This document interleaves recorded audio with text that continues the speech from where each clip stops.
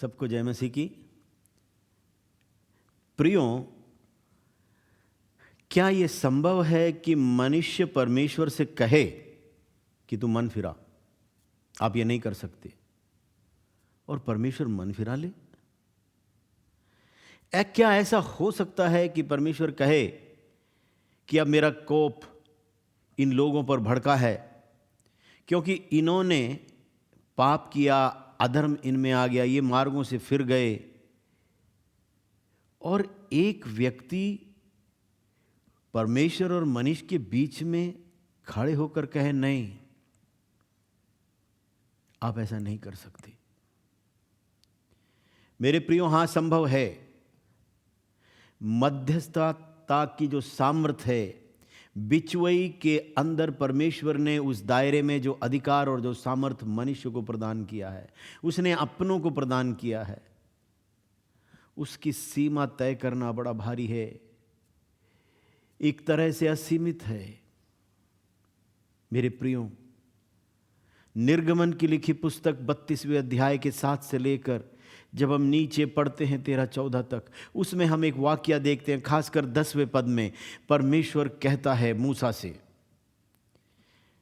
ये जो तू लोग, जो तू ये प्रजा को जो तू लाया है, ये अपने मार्गों से फिर गए हैं, इन्होंने पाप किया और मेरा कोप अब इन पे भड़का है। मैं बख्शने वाला नहीं हूं, मैं सबको नाश कर दूंगा, लेकिन मैं तुझ में से एक बड़ी जाति बनाऊंगा और मैं अपना वायदा तुझ में पूरा करूंगा।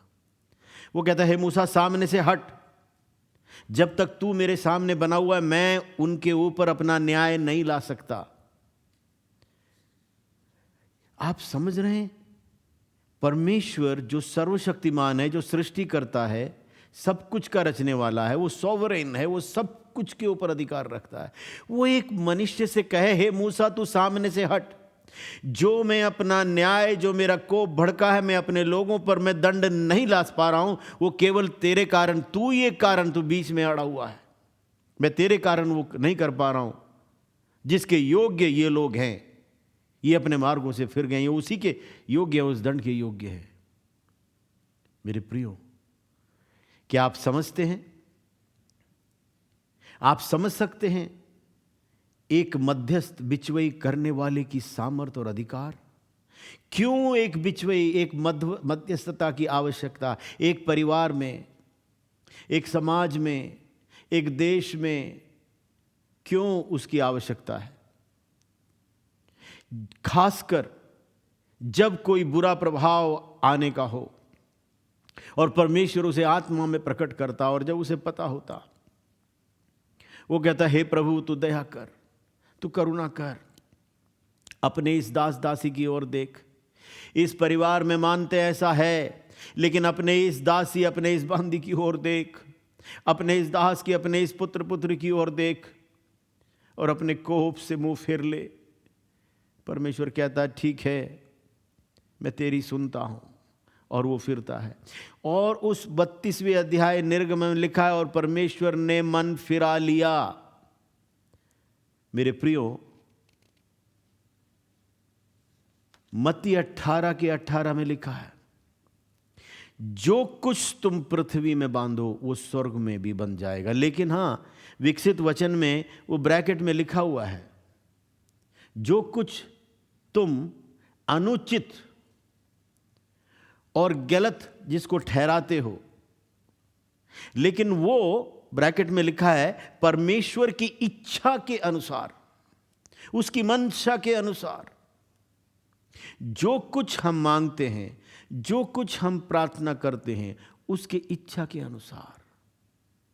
इसका अर्थ, ये मध्यस्थता जो करते हैं, बिचवई करते हैं, उनके एक चरित्र का भाग भी है, उनका एक जीवन शैली भी है जो इसके साथ जुड़ा हुआ है। गिनती 12 में जब उसके पहले पद से हम पढ़ते हैं, जब तीसरे पद में आते हैं, वहां एक वाकया है, जब मिरियाम, हारून मूसा के विरोध हो जाते हैं और उसको दोषी ठहराते हैं, और सामने खड़े होकर कहते हैं, यहां तक क्या परमेश्वर का आत्मा केवल तेरे ऊपर ही आता है? क्या हमारे द्वारा भी बात नहीं करता है? ऐसे समय में वहां पर दो विषय हैं। एक मूसा के चरित्र का वहां पर विवरण है। तीसरे पद में कहते हैं मूसा पृथ्वी भर के सब लोगों में सबसे अधिक नम्र। इंग्लिश में लिखा है हम्बल, जेंटल, काइंड। वो अत्यंत विनम्र, दयालु, करुणामयी, स्वयं की धार्मिकता उसमें नहीं थी। इसका अर्थ जिनके जीवन में मध्यस्थता की अवस्था को, उस उत्तरदायित्व को अपने जीवन में लेते हैं, उस बुलाहट को स्वीकारते हैं, वो परमेश्वर और मनुष्य के बीच में उस ईश्वरीय मंशा को लागू करने और जो विपत्तियां आती हैं उस बाधा को, उस रुकावट को दूर होने के लिए, करने के लिए अगर वो बीच में खड़े होते हैं तो उनका चरित्र एक, वो बाकी सबसे कहीं अधिक एक विनम्रता की अवस्था, एक नम्र और दयालुपन की अवस्था। स्वयं की धार्मिकता का कोई भाग उनमें पाया नहीं जाता। और याकूब की लिखी पत्री नए नियम में 2:23 में जीवन शैली कैसी, अब्राम के विषय में लिखा हुआ है कि वो परमेश्वर का मित्र कहलाया। ओ लाइफस्टाइल, जीवन शैली कैसी, परमेश्वर का मित्र। जो कुछ उस जीवन शैली के अंदर क्या हो, वो जीवन शैली परमेश्वर की मित्रता का हो। मेरे प्रियो, यही अब्राम उत्पत्ति 18वें अध्याय के अंदर जब 17 से लेकर हम 34 तक पढ़ते हैं, सोदोम और गोमोरा, वो अपने जीवन में जो उनकी अधिकाई की अवस्था, ईश्वरीय प्राविधानों की अधिकाई की अवस्था, समय के अधिकार बहुतायत, बाकी धन संपत्ति का बहुतायत और बहुत चीज़ों के बहुतायत के अंदर उन्होंने अपने आप को बुराई में ढाल दिया था और परमेश्वर का कोप उन पर भड़का। अब्राम जिसकी जीवन शैली परमेश्वर की मित्रता का है, जो विश्वास करता है, लिखा है याकूब 2:23 में, उसने परमेश्वर का विश्वास किया और वो उसके लिए धार्मिकता गिना गया। मेरे प्रियो, अविश्वास पाप है। परमेश्वर विश्वास की ओर आकर्षित होता है। अब्राम ने विश्वास किया, उसने अविश्वास को जीवन के अंदर, लिखा है, उसने स्थान नहीं दिया। जीवन शैली मित्रता का, वो परमेश्वर के सामने आकर खड़ा होता है। लिखा है वो परमेश्वर के सामने, अब्राहम परमेश्वर से मिलने गया, उसके सामने खड़ा हो गया, कहता है हे परमेश्वर, तू तो बहुत भला, उत्तम और अद्भुत है। तेरा चरित्र क्या उसके अनुसार तू अधर्मियों के साथ धर्मियों को भी नाश करेगा? नहीं नहीं, कदाचित ऐसा ना होने पाए। हे परमेश्वर, क्या अगर तू बुरा ना माने, इस मिट्टी की ओर ध्यान दे, क्या मैं एक विषय आपके सामने रख सकता हूं? कदाचित इस पूरे सोदोम और गोमोरा में 50 लोग धर्मी पाए जाएं तो क्या तू उनको नाश करेगा? परमेश्वर अपने मित्र की ओर, विश्वास करने वाले की ओर, पृथ्वी में एक नम्रता के एक चरित्र को रखने वाले की ओर ताकता है और कहता है ओके, अगर 50 धर्मी मिले तो मैं नहीं नाश करूंगा। फिर अचानक वो और एक सीढ़ी नीचे उतरता है, कहता है कदाचित 45। फिर एक सीढ़ी और नीचे उतरता है, कहता है प्रभु, मैंने बात करने का बीड़ा, बिचवही का बीड़ा अपने ऊपर उठाया है, मध्यस्थता का बीड़ा उठाया है, कदाचित 40। परमेश्वर कहता है ओके, 40 धर्मी पाए जाएं तो मैं नाश नहीं करूंगा। अब्राहम फिर नीचे उतरता है। आप सोच कर देखिए, ये कहते जा रहा है परमेश्वर अपने प्लान को बदलते जा रहा है। किसके अनुसार? एक मनुष्य के अनुसार। अंत में अब्राहम 10 व्यक्ति तक आता है पूरे एक देश में, सोदोम गोमोरा में, पूरे एक देश में। कहता है कदाचित 10 धर्मी पाए जाएं तो क्या तू इसको नाश करेगा? परमेश्वर कहता है ठीक है, अगर 10 धर्मी अगर यहां पूरे देश में पाए जाएं, मैं अधर्मियों के साथ उसको नाश नहीं करूंगा। कहता है उसके पश्चात परमेश्वर अब्राहम के सामने से चला गया। अब्राहम भी अपने घर की ओर चला गया। 34वें पद में, मेरे प्रियो, क्या आप समझ सकते हैं एक बिचवई, एक मध्यस्थ करने वाले का अधिकार और उसमें जो दायरे में जो सामर्थ है? मनुष्य कहता है और परमेश्वर मन फिराता है। मेरे प्रियो, मत्ती 18:18 में लिखा है, जो कुछ तुम इस पृथ्वी पर बांधो। क्या आप कह सकते हैं मेरे साथ, जो कुछ? उस जो कुछ के दायरे में क्या कुछ आता है? सब कुछ।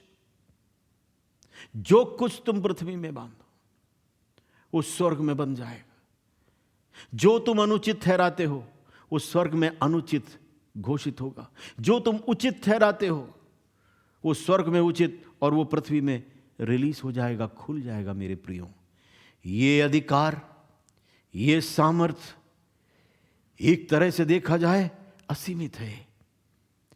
अब्राहम शुरू हुआ 50 से, वो डटा रहा, वो दृढ़ रहा, वो अटल रहा और वो सारी बाधाओं को तोड़कर उसने परमेश्वर को मना लिया, मन फिराने के लिए, मानने के लिए कि 10 भी पाए जाएं तो नाश ना हो। मेरे प्रियो, अगर आप मध्यस्थता के अंदर अपने परिवार हो, समाज हो, देश हो, राज्य हो, पृथ्वी भर का विषय हो,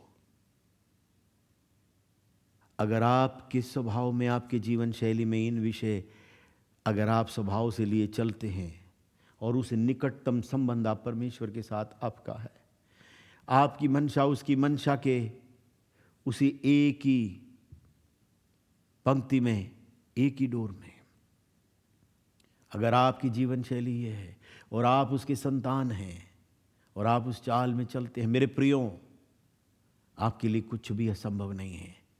जब तक आप खड़े हैं, परमेश्वर कहता है कितनियों बार मैं अपने प्रकोप को, अपने क्रोध को मैं यहाँ पर लाने वाला था, या कोई दुष्टता का प्रभाव, अंधकार के प्रभाव में लाने वाला था। वो अंधकार भी ना ईश्वरीय प्रकोप, जब तक आप उस बीच में दायरे में खड़े हैं, बिचवई के, मध्यस्थता के, वो विषय वहाँ प्रकट हो नहीं सकता।